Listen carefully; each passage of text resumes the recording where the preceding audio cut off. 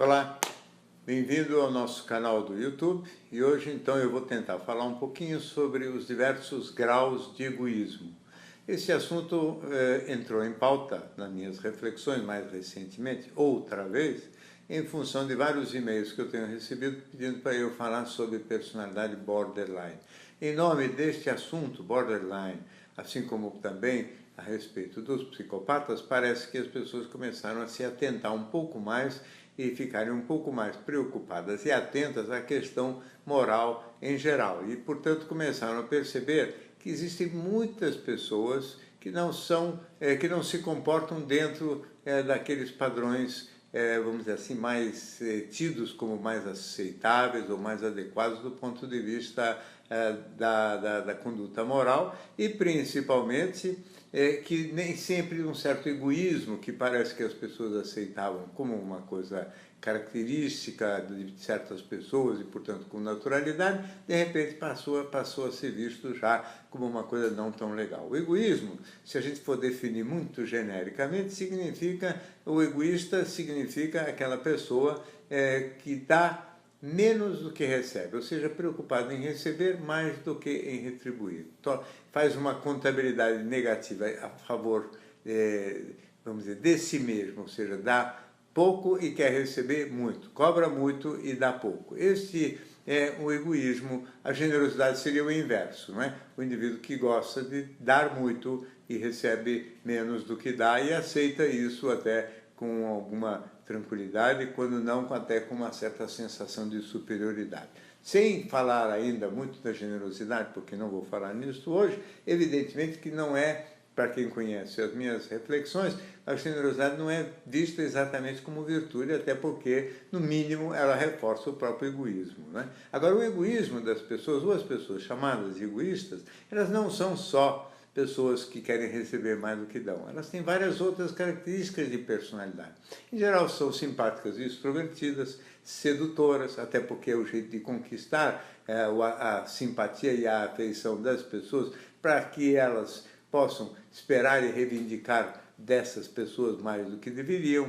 Elas são, em geral, intolerantes à frustração e contrariedade, e nesse aspecto mostram uma imaturidade emocional bastante grande, de modo que se comportam quase como crianças que, quando contrariadas, reagem explosivamente e reagem com muita revolta, e são então pessoas que toleram muito mal os seus desconfortos e que reagem com muita agressividade quando contrariadas. São pessoas que não sabem lidar com frustração em geral e, portanto, quando têm vontades, mesmo aquelas que estão em oposição aos princípios e valores que elas dizem defender, elas acabam mentindo com mais facilidade porque elas não conseguem abrir mão de certas coisas que elas querem muito. Tudo que elas querem, elas acabam tentando fazer realizar, mesmo que em prejuízo de terceiros. Então, o que acaba acontecendo é que o egoísmo, no conjunto, também significa ausência de certos valores de ordem moral. O indivíduo, para não se frustrar ou para não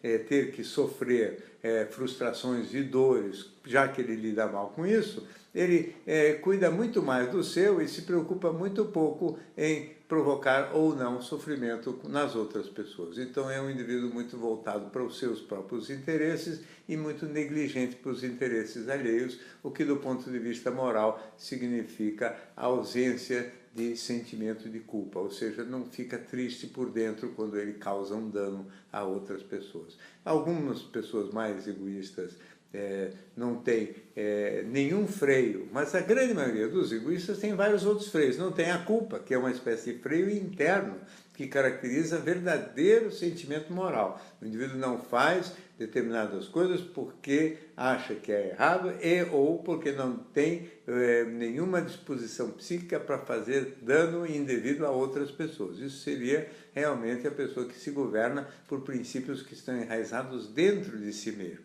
Mas isso só corresponde a uma metade da população.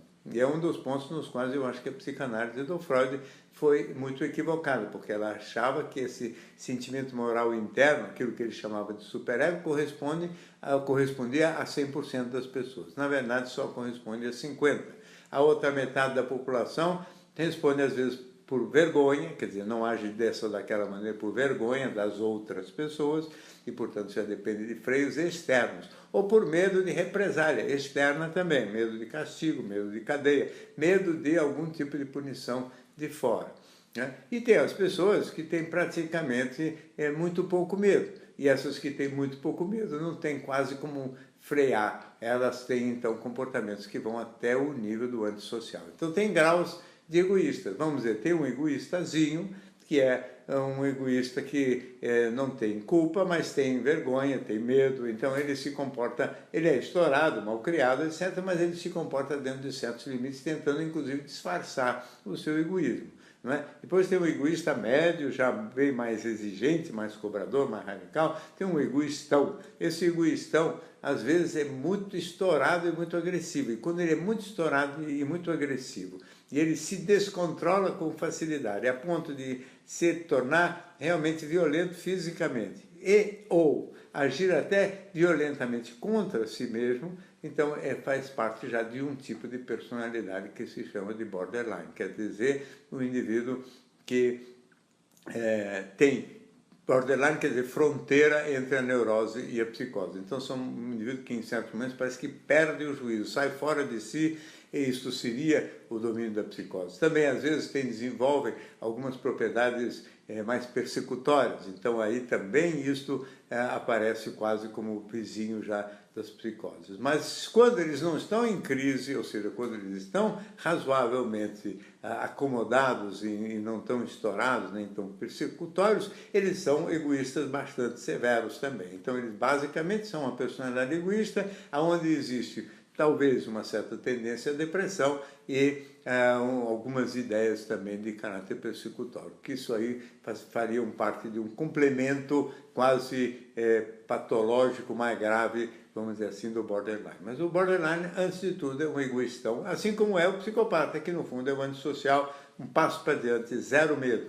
não tem nem culpa, nem vergonha, nem medo e, portanto, quase que impossível de ser, vamos dizer, domesticado. Mas, de todo modo, são sempre personagens onde predomina e reina o egoísmo, com graus variados, mas isso tem ajudado as pessoas a parar de ver o próprio egoísmo, quando modesto, como uma coisa aceitável. Não há egoísmo aceitável. O egoísmo é sempre uma coisa que define imaturidade, insuficiência, incapacidade do indivíduo de ser gestor de toda a sua riqueza, autossuficiente, como todos temos, adultos, temos que vir a ser.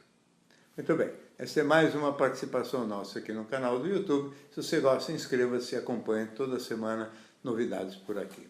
Até a próxima.